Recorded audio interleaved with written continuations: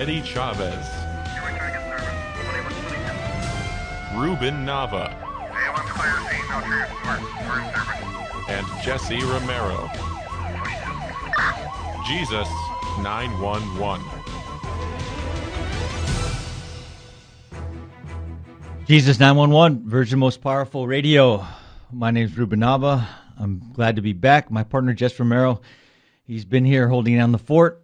And good morning, Jesse. 10-8, reporting for duty, sir. All right.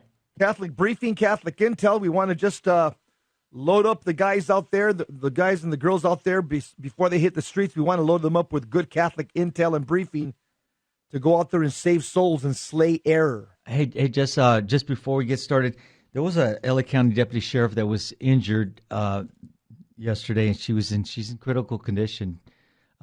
She gave chase to apparently it was a drunk driver, and she was struck by another vehicle who fled. But the good news is that the suspect that hit her and fled is in custody, and the guy who she was chasing, who was drunk driving, is in custody. But she's in critical condition, so we need to pray for her. She's out of the Lakewood station. Can we say... You know her name? I don't recall it. I don't know her name. Well, let's pray for her, bro. Go ahead. Read it. Let's say the Our Father and Hail Mary in Latin. Pater noster, qui es in celis sanctificetur nomen tuum, adveniat regnum tuum, fiat voluntas tua, sicut in cielo et in terra. Panem nostro quotidianum de nobis hodie, et dimita nobis debita nostra, sicut et nos dimitamus debitoribus nostris, et ne nos inducas in Visit your local Acura dealer for attractive offers on the TLX and the Acura. Ave Maria, gratia plena, Dominus tecum, benedicta tu in mulieribus, et benedictus fructus ventris tui, Iesu. Sancta Maria, Mater Dei, ora pro nobis peccatoribus, nunc in hora mortis nostre. Amen. And I'll add, Gloria Patri, Filio, et Spiritui Sancto, sicut erat in principio, et nunc et semper, et in saecula saeculorum. Amen. All right. Remember, Father, Son, Holy Spirit, amen. All right, bro. Well, thanks for the update on that. We got to keep all of our law enforcement officers, especially you that have family members that you have first responders working. Pray for them every day. Pray for their protection, and also pray for their conversion, because there's a lot of temptation out there. It's a very difficult job, and we want to keep them close to Christ. Hey, Ruben, a lot of people go to retreats, and they're at different levels in the journey. Some people are kind of already on board. They're fired up. They're living in a state of grace. They got a pretty good prayer life. But some people are like beginners. They're neophytes. They're like rookies. Mm-hmm. And so you get all kinds of people that are curious and are prompted to go to some type of retreat, whether it's, Cursillo, it could be Ignatian spirituality. It could be Life in the Spirit seminar. I mean, there's so many retreats out there. But you help out with retreats. You help to evangelize Catholic men and bring them into a closer walk with the Lord. And recently you were telling me about a young guy that came to a retreat that you ended up finding out that he was actually spiritually afflicted by demons. What happened, Ruben? Well, okay. Well, the location, the names will remain, will remain anonymous, or just because it's an ongoing. Or how does Dragnet say? Dragnet? Yeah. The names will be changed to protect the innocent. Remember? That's right. All right. Exactly. So, yeah, I was assisting at a retreat, and at an undisclosed location. That's right. And I had contact with a young man, and he seemed a little withdrawn, and he was, I thought, well, maybe he has a learning disability, or maybe he was autistic or something. But it was obvious that there was something different, and so I wasn't trying to push him into anything that he didn't want to do, and so at some point he had to take a break from the activities that we were conducting, the talks and whatnot, and participating in the discussions afterwards. So he told some of the leaders, I need some space. I'm feeling claustrophobic. So he said he was going to stay back in his dorm, and so they said, okay, that's fine. But while the retreat was going on, he apparently contacted a bishop that was helping out, and anyway, he said, "Hey, I'm hearing voices." So they started praying over him, and the bishop was, and then he started manifesting just to everybody's surprise. And I wasn't in the room at the time, but a couple of the guys that were working the team were there, and they had to hold him down. And then another guy came running in, and he Now, Ruben, called you've me. seen this before because you're a cop. You've seen people under the influence of drugs and that you had to hold them down. Yeah. Did this look like maybe some guy under the influence of stimulants that you dealt with in times past, or was it a little different? Oh, it was different. I mean, I've dealt with guys, tweaking out on meth, and they're all over the place. And back when we started, Jess, we were working together up in cyclidine. PCP was very big in East LA. So we had guys that were dusted, we called them, and they had incredible strength. But this was different. And so I was called in. I guess, one of the guys, he knows that I'm strong in my faith walk. And so I ran in there, and the bishop was coming out, and he was saying he's manifesting, and so he was going to go call, try to get a hold of an exorcist priest. Meanwhile, let me describe what's manifesting to the audience. Somebody said, "What's he talking about?" The word manifesting, used in Catholicism, in Christianity, is when a demon is attached to a person inside their body, and the demon is now showing himself through the person's body. He starts taking control of the limbs, starts taking control of the voice box, starts taking control of the facial expressions, starts taking control of the personality. So that manifest, it means to demonstrate or to show forth. The demon is using the person's body to show himself forth. Go ahead, Ruben. Okay. So another priest that was there, he happened to be coming in. He wasn't dressed in his priestly attire. He was in civilian clothes. He was out of uniform. Yeah, he was undercover, Jess. And so Ruben, imagine if you try to you're out there in East LA, I don't know, Lenox, Linwood. You try to pull somebody over, and you walk out with shorts and a tank top and, I don't know, flip-flops or something. The guy's going to say, "Dude, I'm not pulling over for you. In fact, I'm taking off. What are you going to do to me?" You don't have authority. What you wear has everything to say. And even in the spiritual realm, demons look at a Roman collar and that jet black attire, and they panic. They say, "Darn, that's a priest right there. He has authority." But when you're out of uniform, again, just the Roman collar and the priestly garb is already a sacramental. When you don't have that, you're already giving the demon one up on you. Yeah. And not only that, just I'll add to that is that, just like when we are in uniform in law enforcement, people who may need us, that see us, they can call us, "Hey, officer, deputy," they get our attention because they're in panic, they're in need. And so the same goes for a priest. I would imagine that if he's happened to be in public and somebody, "Father, I'm afflicted with this. Can you hear my confession?" All these things that a priest has the power to do. Right. And so there's a lot of missed opportunities. Anyway, going back to the story. So I came in, there was a couple of guys. Well, there was 4 guys holding him down. And but I knew 2 of the guys were in there that were part of the retreat. So they weren't working it like I was, and a couple of the other guys that were in there. And I didn't know if they had gone to confession yet. And you don't want to be praying for somebody or being in that room with somebody if you're not churched up, Jess. If you're not in a state of grace and prepared, Absolutely. right? So that's called. There's a principle called demonic transference, and that's why a lot of guys, first responders, Ruben, their marriages are attacked, their children are attacked, they're attacked. They start falling into bad vices because they're physically handling people that are demonized, and they're not in a state of grace. So as a result of that, what's happening is what's called demonic transference. you're touching people that have some type of spiritual affliction, and that is demons are saying, oh, this guy's another easy target. He's in mortal sin, and so they transfer on over to you. It's called demonic transference. That's why it's very dangerous to be praying over somebody if you're not in a state of grace. And so I recognized that, and I said, you two guys need to go. We got this under control. So I took them out of the room, and I sat down in front of the person. What would I call him? The possessed, afflicted. The afflicted. I sat on a chair in front of him, holding his legs down. Another guy was holding his shoulders down. He was trying to get up. He had struck himself in the face before I'd got there, and another guy was holding his right arm. I also had his left arm.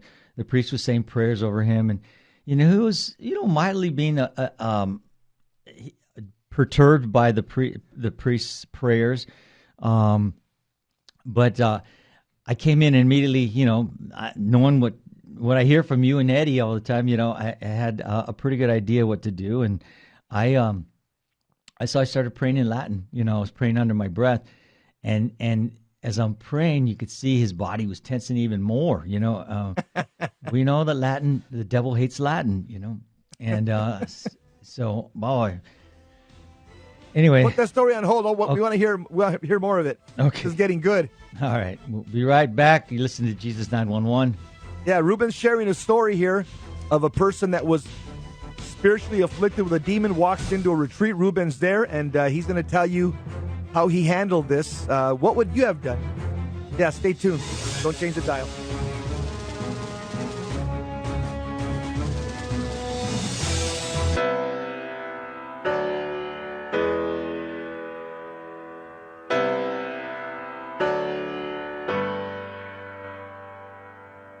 This is Matthew Arnold for Virgin Most Powerful Radio.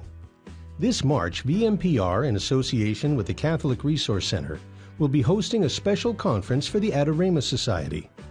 Adoramus at the Triduum, a conference on the spirituality of the Triduum liturgies, featuring speakers Father Joseph Fessio, Dr. Anthony Lillis, and Christopher Karstens, addressing such topics as developing a liturgical spirituality, the spirituality of Holy Thursday, the spirituality of Good Friday, and the spirituality of the Paschal Vigil and Easter season.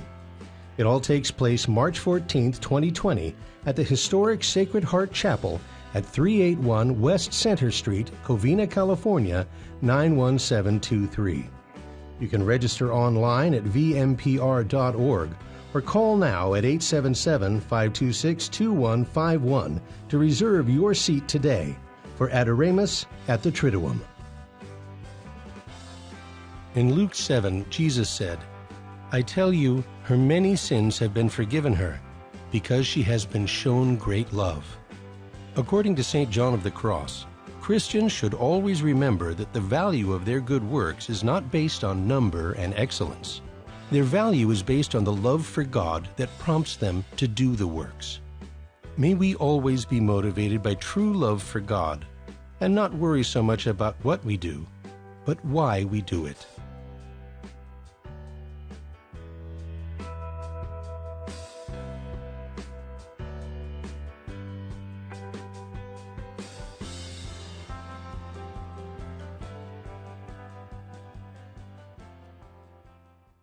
Buying or selling your home or your business property? This is Terry Barber. Real Estate for Life underwrites the Terry and Jesse Show. And they can connect you to one of 900 pro-life real estate agents around the world. And when they receive their referral fee, they will give 80% of it to a pro-life organization. Wow! That's 80%! realestateforlife.org, 877-LIFE-US1.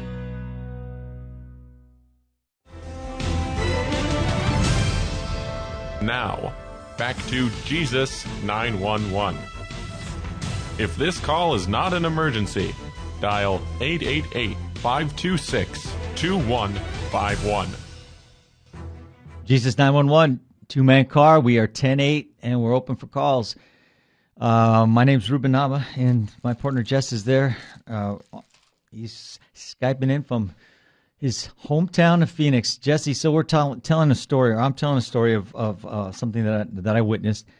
Not too long ago, right? It was right. I was at a retreat, right? You're facilitating. You're one of the guys that's helping put it out. Yeah. Young guy comes in, and you know that something's wrong with this guy. Houston, we got problems. Yeah. So go ahead, Ruben, pick it up from where you left off. So we're in there praying for him, and then I'm praying, some the especially the Hail Mary in Latin and the Our Father. Do you see a reaction? And I'm seeing the reaction. I see his body is tensing up. He's becoming very rigid and strong. Yeah. The guy weighed about $130. Just, I mean, and three of us were holding him down, and it took everything. And being a former bodybuilder, and someone who still works out, I'm pretty strong, and it took everything in me to hold his arm down and his legs down, and so then I realized some of the saints that I know that he might not like. So I was talking, like I was saying, hey, Virgin Most Powerful, pray for us, and he was, no, don't call her, not her, And so and then when I you hit him with a 223 round when you did that. When you said Virgin Most Powerful, I mean. That was an atomic bomb that you dropped. But go ahead. Right. So I hit him with the St. Joseph Terror Demons, and boom, man, that caught. He let out a howl just like a wolf. I mean, it was he was screaming at the top of his lungs. I mean, remember that movie? That one movie, I think. The Green Mile, where that big black prisoner was in there, and he opens his mouth and all these bugs come out. I mean, that's what I thought was going to happen. His mouth was so, he's screaming at the top of his lungs. And let me explain to people that are listening. They say, okay, what? I don't understand what's going on. Okay, just let me explain the theology. The prayers of the church, especially Latin, especially the litanies of the saints and the titles of Mary, it causes pain. It causes, it torments, it tortures, and it causes pain to demons that are in the person's body. And the reaction, the pain, it comes out of the human person's mouth, his body. The demon's pain and torment is manifested through the human person's body that he's presently inside as you're doing those prayers. And so continue, Ruben, but you're hitting this guy with serious AR-15 firepower. So I realized, and it was also the feast day of St. Francis of Assisi, and that seemed to have saints are most powerful on their feast day. So he didn't like St. Francis, and so I asked the priest, Father, can you look up he was looking up prayers on his phone, and so I said, can you do the litany of the saints, Father? And so he started doing the litany of the saints, and those some of those saints, they really were hurting him, and he was screaming at some of the saints, Saint Jerome especially. I think he said Saint Athanasius, obviously Saint Joseph and the Blessed Mother. He was tormented, man, by those particular saints. Okay? Absolutely. So yeah, you did the right thing, Ruben. You were see, and that's what Protestants don't have. Protestants don't realize the power of the communion of saints, these holy people that have been saved by Jesus in heaven. When you mention their names and their intercession, because the demons know that they'll never be, full of grace and in heaven like these saints, there's an incredible envy and it's incredible pain when you're mentioning these names and the authority that they have over them. The reaction is just incredible, and you can see the way holy objects and holy people, as you mention them, it just torments and tortures these evil spirits that will take, that inhabit a person's body. Yeah. But go ahead. And so, and the priest started asking him, asking the individual, who's in there, and he says, "There's a lot of them," in his own voice. So what he was, and when the individual was talking, then a different voice would come out and say, "Don't tell them that. Don't be telling them that." And he says, "I'm gonna kill you." And so he, in his own voice now, he said, "But they're getting weaker. They're getting weaker. He wanted us to continue because he was giving him some relief. And so That's exactly it, Ruben. Let me explain to the audience. Your prayers are driving out evil spirits, and it's also providing relief for the person that's being tormented. yes. And so you have like a split personality, because you'll have sometimes the demon exert himself and start telling you, stop it, or, don't say that, or not her, not her. Yeah. And then the person will come back, he'll break the trance, and it's like, don't stop praying for me, help me, please. So it's a battle in and out, and that's kind of what you're describing right now, what happens, that type of phenomena that occurs. Go ahead. And so the priest asked him, how did this happen to you? And he said, told us in his own voice, he said that about 3 years ago, he had said a prayer, an incantation in a foreign language. Ooh. And, and since that time, he's been afflicted with this, with these demons. And he had been going to daily mass, Jess. So he's trying to fight it. He's trying to fight it. So that's why he was at that retreat, because he knew that he had demons in him, and he wanted to get rid of them. And so he accepted the invitation to come to this retreat. And at the end of the day, how long did this last where you were with him praying for him? About 20 minutes, 30 minutes? Yeah, 20, 30 minutes. And then eventually, the paramedics were called in because there was no exorcist priest available. So they took him away because we couldn't keep him there in that condition. And they just they took him out for observation, and he admitted that he hears voices, to the paramedics. So they go, okay, we got to take him out. They did his vitals. Everything was normal, Jess. He was maybe his blood pressure was up a little bit, but he went to the hospital, and later on that night they released him because there was nothing physically wrong with him. This was a spiritual. And I even told them, what are you guys doing here? I asked the paramedics, what are you doing here? Yeah. And so they told me, some of my partners told me, hey, calm down, Ruben. They're here because they were called. Don't. I was like, this isn't your realm, So it was eye opening for those that had never seen that, and also I was also surprised that the bishop said he had never seen it either in his many years on the job. So, well, I'm glad you were there, because see, it's just common sense. You got to live in a state of grace. You got to start praying for the person. The reason you hold them down is because sometimes a demon tries to thrash him on the floor, make him bang his head, and tries to injure him. So you're holding him down really to prevent himself from getting injured. And you start praying prayers of, prayers to start putting pain. Mm-hmm. You want to put pain into the demons so they could leave him, they could drive him out. That's right. And in a perfect session, what you want to do is get the person, male or female, to start renouncing whatever they've done, repenting right there out loud, renouncing, and as you're praying, because they also have to, their full will and intellect has to be engaged to drive out the demon along with your prayers. But dude, you did the right thing. Well, hopefully he's getting the help he needs now, because they're going to do some follow-up with him. So that would just, this could happen anywhere. But, like you said, sometimes retreats bring these things out of people. Ruben, you know what? The possession has now been entered into the 5th edition of the Diagnostical and Statistical Manual of Mental Disorders. The DSM-5, that's like the Bible for doctors. Okay, that's and psychologists and psychiatrists. That's their Bible. Okay, it's called the DSM, and they've added possession in there. They call it dissociative disorder, i.e., possession.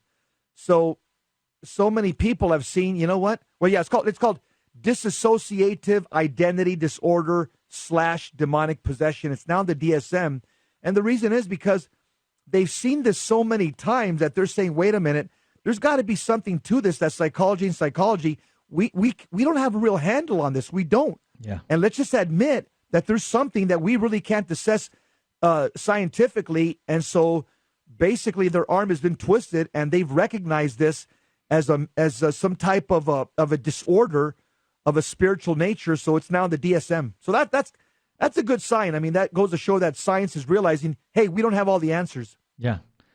And so, when someone is introduced to a priest for potential exorcism, then they always go first to the professionals, the psychiatrist, psychologist, to ascertain that it's not a medical condition as opposed to a spiritual condition. Exactly. Yeah, because some people do just have mental illness. Yeah. A lot of it is the result of maybe having been born that way, genetically, drugs or drugs. Yeah. Just having caused injury to their brain as a result of so much drug usage. Yeah.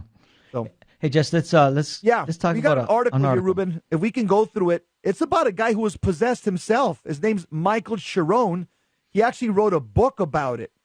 And there's an article we want to go through and just make some comments. If you want to go ahead and start chopping it up there, Ruben. He's from Paris, so he's bringing this guy's a French guy, and he says he was a simple educator in an institute for the mentally disabled in central France and led an uneventful life. In the 1980s, boredom and a love disappointment led him to participate in spiritualist seances with some colleagues. Okay, that's how the demon got in. I could just say right there, that sentence right there, he opened the door to an evil spirit by going to a seance. Violation of Deuteronomy 18, violation of the sin of superstition, violation of the first commandment. Continue, Ruben. And so the Catholic education he received in his childhood had been swept away by the Cultural Revolution of May 1968, and he proudly described himself as an atheist. However, as he started with such practices in order to have fun, without believing in their effects, Chiron saw that with great astonishment the pedestal table turn and the spirits communicate coherent messages through Scrabble letters. So again, he's continued to play with the occult, probably a Ouija board, what he's describing there. And he's also a low information Catholic, or he's a poorly formed Catholic, also known as a liberal. And he's fascinated by the occult. He's not living a sacramental life. That completely opens the door to the diabolical. Okay, well, you know what? This is a good story. You're going to see how he gets through it, and so you want to stay tuned. On the other side of the break, listen to Jesus 911. You stay ready. You don't have to get ready. Right.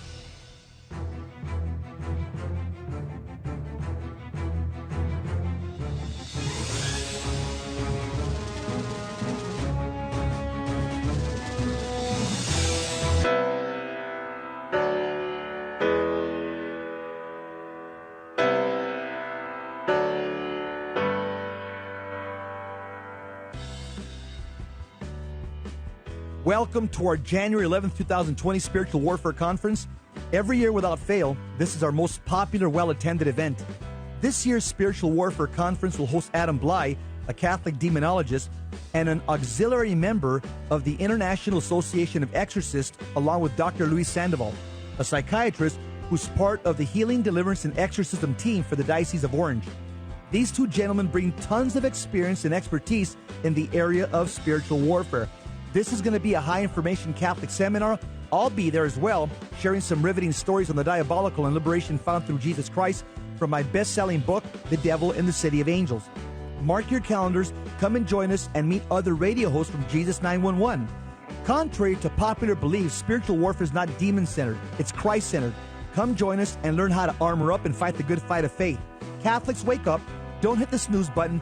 Join us at St. Christopher Catholic Church, 629 South Glendora Avenue, West Covina, California, on January 11, 2020. See you then. Strength and honor in Jesus' name.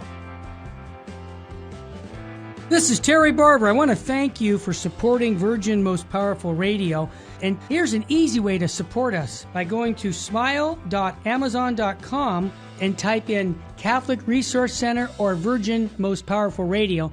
And when you log in your Amazon account and you purchase products, a portion of it will go right back in supporting Virgin Most Powerful Radio. And it doesn't cost you a dime. I want to thank you ahead of time because that supports us year-round. May God bless you and your family.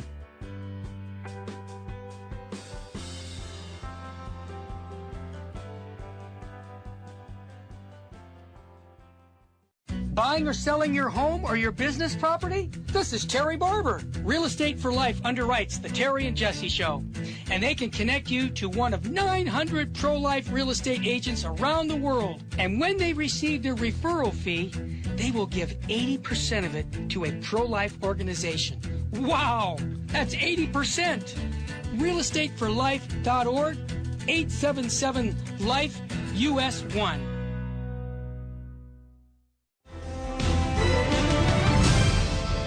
Now, back to Jesus 911. If this call is not an emergency, dial 888-526-2151. Jesus 911. We are back, and we're talking about an individual who was possessed, and he and how he got through it. And he's written a book. So we're going through his interview with the a magazine that came out, and it's talking about his story. Ruben, let me say one thing about Michael Chiron, the guy. This is definitely not muscular Christianity. What I mean, Catholic men should never be participating in the occult. That's not a muscular Christian thing to do, because simply put, it's a violation of the first commandment. That's the most offensive commandment, putting something before God. And he's involved in the sin of superstition here, and the sin of divination, trying to tap into, preternatural beings and stuff. So, but I do respect him, because he did get muscular as the story goes on, because he starts fighting back with the tools of the Catholic faith. So he did man up. And so let's continue with the article. Okay, so a decade later, it is with a darker state of mind that he appealed to the same spirits again, alone, in search for answers regarding his romantic life. It was a step that will cost him dearly, as it enabled demonic spirits to take possession of his body and to torment him day and night for more than 9 months. Okay, notice what it says right there, what Ruben just read, that he was in search of answers regarding his romantic life. I find a lot of people that get involved in the occult, Satanism, witchcraft, and all types of the occult, what they're doing is they want to seduce people. There's somebody that they're in love with, and if they feel if they go through these occult measures that they can get, Miss America to fall in love with them or something. So everything he's doing here, he's conjuring demons. What does that mean? He's calling demons by participating in the occult, because he's in pursuit of sexual pleasure. Ruben, go ahead. So he gives this chilling account. Chiron gives a chilling account of this authentic trip to hell from which he came back, thanks to his return to the faith. Such a story is told in a newly published book. It's in French, but it basically says, it's titled "I Was Possessed." It was prefaced by Father Jean-Baptiste Gaultier, a prominent expert in the field of exorcism and demonic possession. And so they start questioning him about this. It says, "You claim you've been possessed by several demons 25 years ago. How did everything begin?" And then he says, it was 1993. I had recently been divorced. I had a free life, but I was feeling very lonely. I hoped I could start over. I didn't want to grow old this way. So one day I decided to ask questions to a pendulum with Scrabble letters. Simple. He opened the door to the diabolical by this occultic practice. All these practices that he's mentioning in this interview, they're all superstitious. They're all a violation of the first commandment, the most basic commandment, which is the most egregious commandment. And as a result of doing all these things, this curiosity, he's opened the door to the diabolical. He's invited a demon into his life. So he says, when I did it with my colleagues 10 years earlier, we couldn't get interesting answers, but I felt it was different this time. I was far more serious. I was looking for answers to my questions and miseries.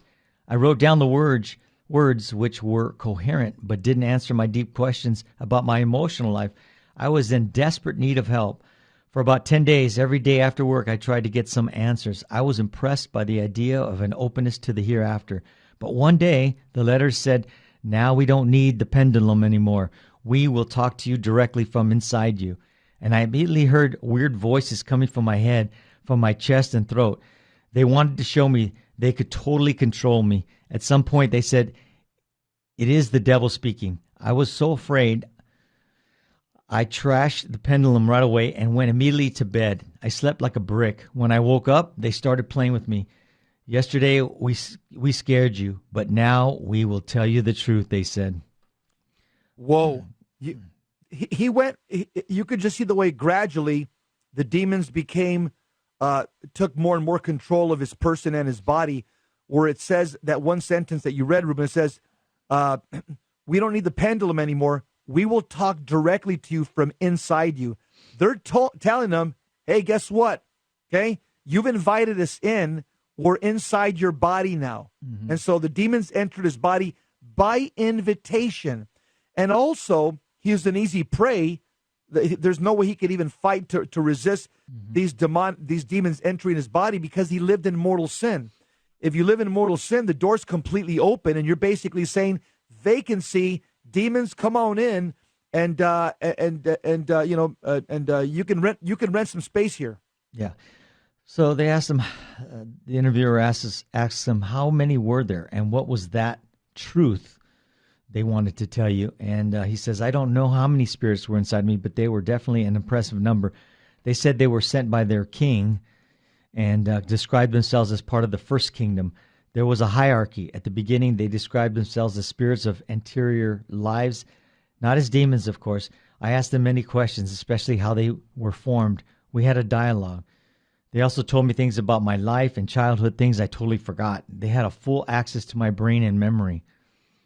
See, this is what's scary right here. Exorcists will tell you this is why it's important to live in a state of grace and confess your especially your mortal sins, not to be living in mortal sin. Because when you do, here's what happens. Everything you take in with your eyeballs, everything you hear with your ears that's profane and evil and dark and macabre and sinful, it's stored in a word file in your memory somewhere. And what happens is good thoughts that are stored in your mind, your guardian angel is able to trigger those good thoughts and able to remind you of those good, pious, holy thoughts that you have stored in your memory. But at the same time, those sinful thoughts that you have stored in your memory, demons are able to trigger and open those bad thoughts that are in your memory to harass and torment you. And this is why it's important to confess your sins with regularity. That way, when a demon tries to access some of the stored stuff that's in your memory, if your mortal sins are forgiven, that stuff is gone. Mm-hmm. And if you're making an act of contrition every night, look, before you go to bed, make an examination of conscience and make an act of contrition, your venial sins are gone every night. So when a demon tries to access your memory of all the stored mortal and venial sins that are there, guess what? They're wiped clean. They're not there. But a lot of Catholics, because they don't go to confession, they don't do an act of contrition every night to remit their venial sins by an act of contrition and an examination of conscience. What happens, you have all kinds of stored sins in your memory, and demons have access to that. And this is what's exactly happening here with this guy. He says that at the very end. They had a full access to my brain and memory. Right. That's an accurate statement from all professors of exorcism. So he was asked, don't you think that your distress may have contributed to making you more prone to possession or even hallucinations? Were the voices distinct enough? Didn't you believe that they could have had a kind of split personality? And he says, no, absolutely not. My mind was clear, but it was obvious that the demons were already there. The devil was interested in every person, especially the most fragile, those who are going through difficult times. It can also happen to people who have faith, as we've seen in the cases of pedophilia. He's obviously referring to our priestly scandals. Right. The demonic aspect is here, but these people are responsible for their actions because they failed taking weapons against these demonic attacks, like the practice of prayer and virtue, just like me when I gave up my faith in the 1970s. So he's admitting that as a result of his lack of practicing his Catholic faith, he got possessed. And the way you protect yourself, St. Paul talks about it in Ephesians chapter 6. He calls it putting on the armor of God. Putting on the armor of God, it means to be living in a state of grace, or like Ruben says, being prayed up and churched up.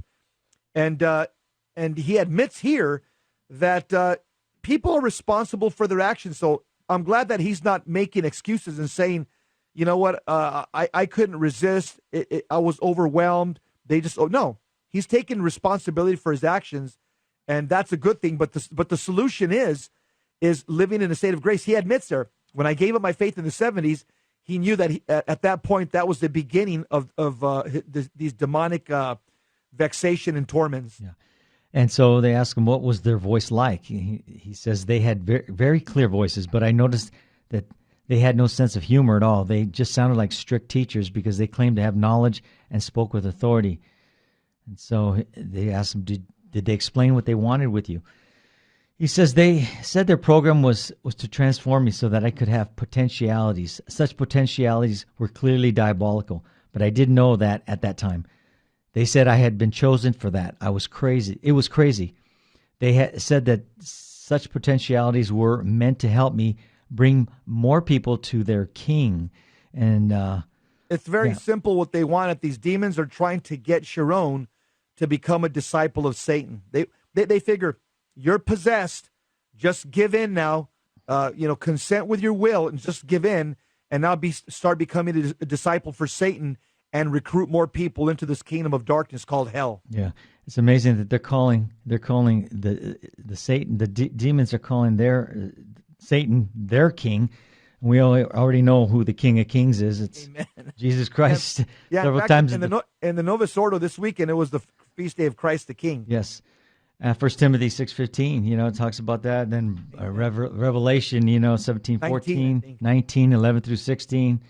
That's right. Right. And Ruben, I'll tell you real quick. I'll tell you why Jesus Christ is the King, just theologically speaking, is because God the Father is the King. The Bible tells us that all over the Psalms, and Jesus is God's Son. They share the same nature. Okay, and because they share the same nature, Christ is also King.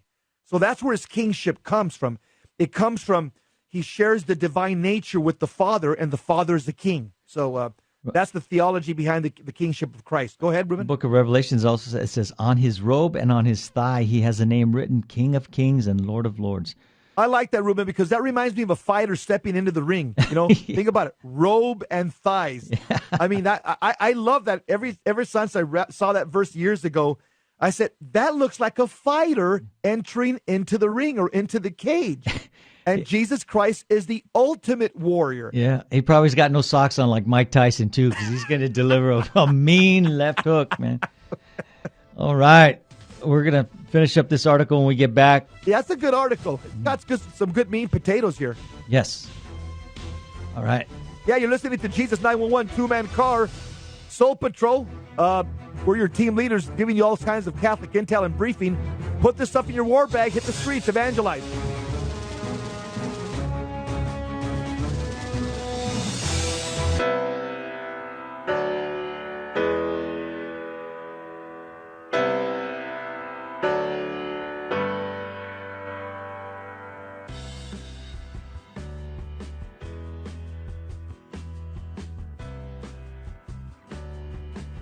Brothers and sisters in Christ, this is Jesse Romero. Join me on a pilgrimage of faith and discovery to Poland for the 100th year anniversary of the birth of St. John Paul II in May of 2020. Together we'll experience the faith, beauty, and culture of Poland and become imbibed with the spirit of John Paul II. We'll visit the town of Wadowice, where John Paul was born, and the city of Krakow, where he was ordained and later became bishop. We'll also travel to Jasna Gora and visit Our Lady of Czestochowa, and we'll have a chance to venerate the original image of the merciful Jesus at St. Faustina's Convent and the city that St. Maximilian Kolbe built for the Immaculata. Finally, we'll pay a visit to Auschwitz, where St. Maximilian Kolbe was martyred. This is a once-in-a-lifetime opportunity to worship and discover your own faith at places where St. John Paul II grew in his own love for our Lord. For more information or how to join this pilgrimage, visit my website at jesseromero.com.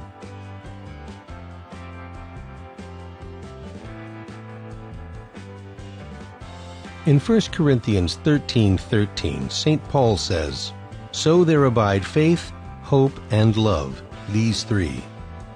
According to St. Ignatius of Antioch, faith is the beginning and love is the end. And God is the two of them brought into unity. Then comes everything else that makes up a Christian. May God grant that we may attain all the virtues that make for authentic followers of His Son.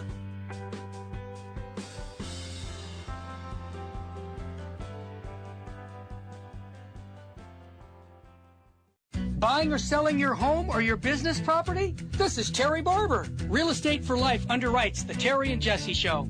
And they can connect you to one of 900 pro-life real estate agents around the world. And when they receive their referral fee, they will give 80% of it to a pro-life organization.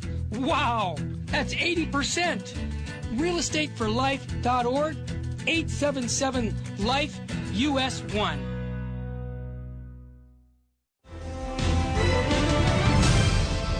Now, back to Jesus 911. If this call is not an emergency, dial 888-526-2151. Soul Patrol 10-8, two-man car. That's right. We're back. Ruben, this is the great article about a guy that's possessed, and you just shared a powerful story of somebody that was definitely, if not possessed, was on his way at a retreat that you were participating in. And I'm glad you were there because you knew how to handle it. You knew exactly what to do and stuff, and God had you there at the right place at the right time. But let's continue with this article of what's the guy's name? Michael Chiron? Chiron, yeah. Yeah. And so the interviewer asked him, how did they show their power to you? And Chiron says, they began making me stick out my tongue, and there was nothing I could do. The first time they did it, it lasted more than 30 minutes, and I felt tingling sensations in my head, just like thousands of ants trying to bite me. They really tormented me. One day while I was eating, my palate started bleeding. I couldn't eat. It was so painful, and I couldn't eat anything tough. For about a week, I couldn't eat anything but soft food. This is one of the tactics that demons do is they start tormenting the person that they're afflicting because they want to break them down. Because the end game, they want to torment you to the point where you just consent with your free will and say, "Stop tormenting me, and I'll serve you, and I'll serve your king." Or they just want to eventually just cause you to commit suicide. Wow, this just.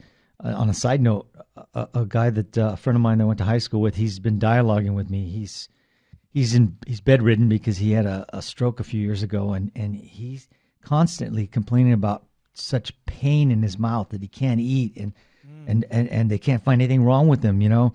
It's killing him, and so he's not living in a state of grace, and so we got to get a priest over there. So.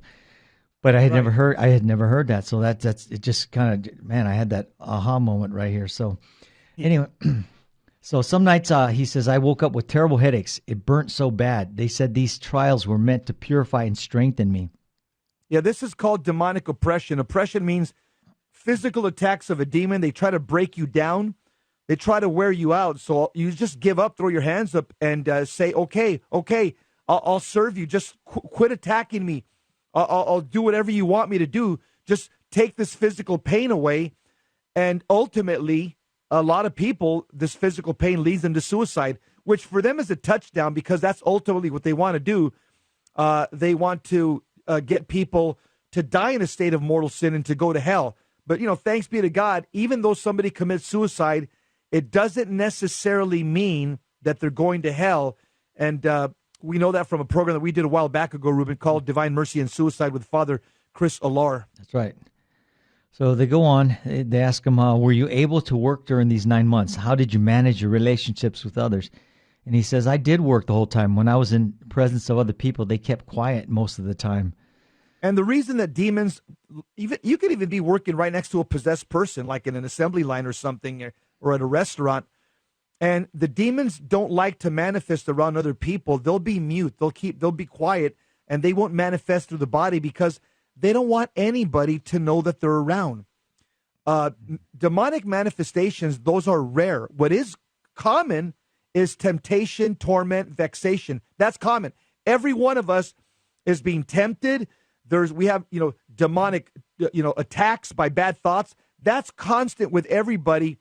But they save the manifestations, the attacks, the acute attacks, oppression, possession, and obsession.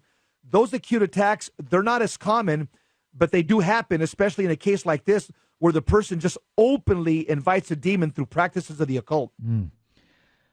Did they ever talk about Jesus? They asked him. He says, yes, they did. They told me he did not that he did exist in the past, but that he should be forgotten. As nowadays, human beings, liberals. Yeah, Demons were liberals. that's right, lefties, as you say, huh? So nowadays, human beings are no longer needed him. They told him.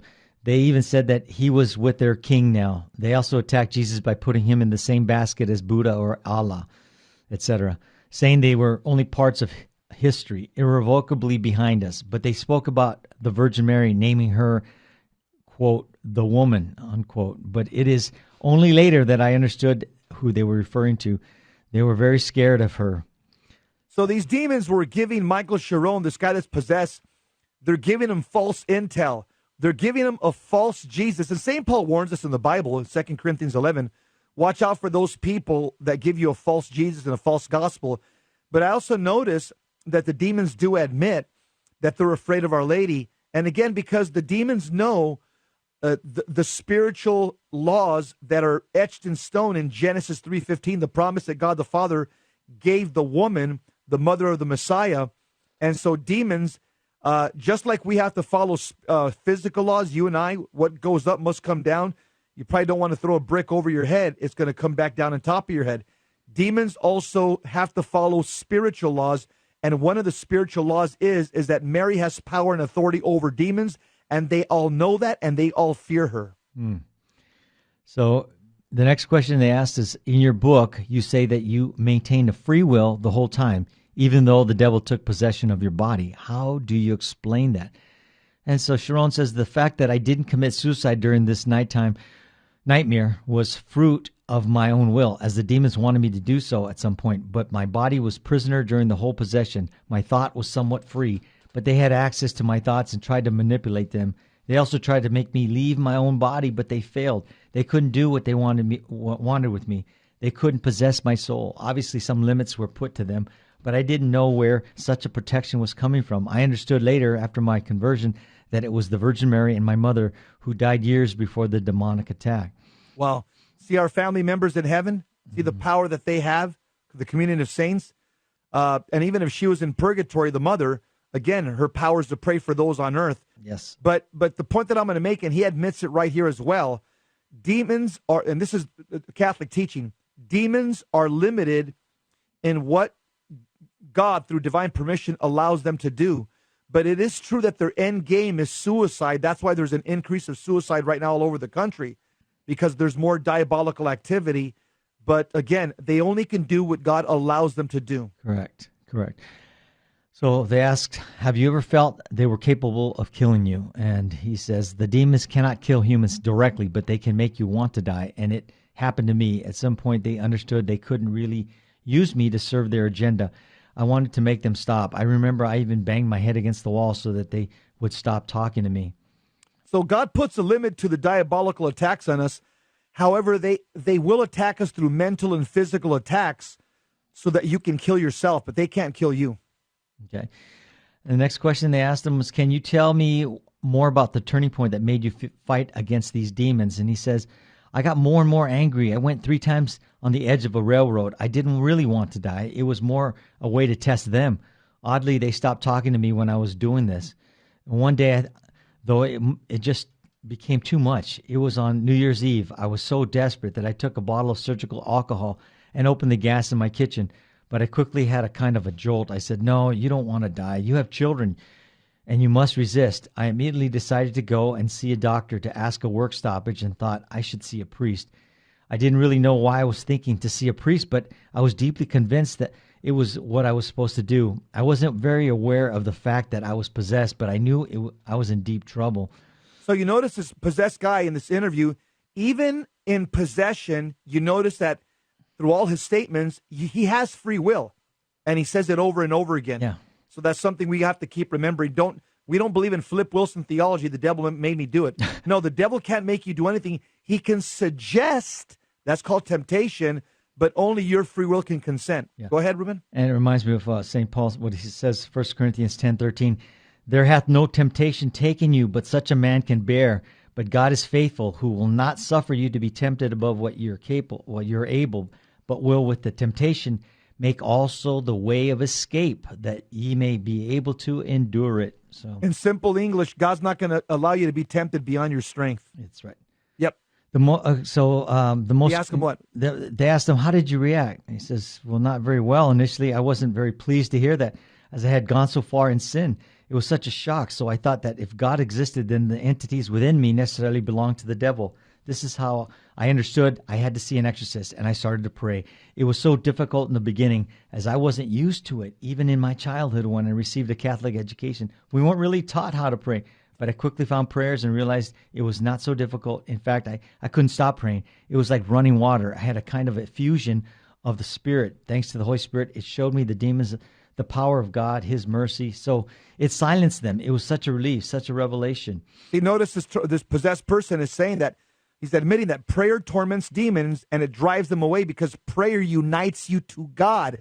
That's why it torments demons. Let's continue. The day after, I called the exorcist of my diocese, and Father Andre Farset, and he was asked, "Did you notice any reaction from the demons during the exorcism?" He says they kept saying that they got robbed the whole time, and they repeated it. It was all the woman's fault. I understood that the woman referred to the Virgin Mary, as I was doing rosaries and praying many Hail Marys every day. She was their ordeal. They were afraid of her, as well as the cauldron. I found this word very funny. They didn't mention hell, but called it the cauldron. The demons took power over me, but the situation changed, and I finally took power over them. You notice the prayers to Our Lady were the game changer for this possessed person. And this is, I could just tell you, we'll do another, in another show, why the rosary is so powerful. I wrote a book called Mama's Boy. I got a whole chapter 1, where I talk about the theology of the rosary and Mary against the diabolical. It's all the fathers of the church, and it's all scripture. Go ahead, Ruben. Did the exorcist eliminate all of them at once? He says, he only removed the biggest demons. They just disappeared, but a few demons stayed, and it took quite a lot of time to totally eradicate their voice inside me. One day, as I was simply shaving in my bathroom, I got a lightning flash of the Virgin Mary. She appeared inside of me. I couldn't even think. The image took all of my body. She was infinitely beautiful. She had pretty dark skin and wore very colorful veils. Then another image appeared without any rupture between the two images. It was like a crossfade. The second image was my mother. She was dressed all in white. She looked very young and was all smiles. This is when I understood how I was saved. The remaining demons didn't leave right away, but were even more fearful of the woman without ever pronouncing her real name. The full and definitive liberation happened in Lourdes a few years later, where I deeply felt that Mary, my mother, in heaven was welcoming me with open arms. Yeah, we've seen that many Catholics are delivered while taking pilgrimages to holy places because they're places of intense prayer power. Ruben, are you there? Yeah, it says here, you finished the book by quoting a prayer to St. Joseph. Why him? And it says, simply because the prayer to St. Joseph is one of my favorite prayers. I pray a lot with saints today. I wake up every morning at 4:30 a.m. and start praying to the saints to which I'm close. I start with the Holy Spirit and continue with the Virgin Mary, then St. Joseph, St. Padre Pio, and St. Michael the Archangel. So this guy, he's firing on all cylinders now. He's back in the Catholic faith. He's living in a state of grace. And he realizes the power of the communion of saints, especially that title, St. Joseph, Terror of Demons. I can tell you is a very powerful title against the diabolical. Ruben, yeah. Want to close it up? Yeah, that's it, Jess. That was it's all the time we have for today. That was a powerful story. It sure was. Thank you for joining us. You've been listening to Jesus 911.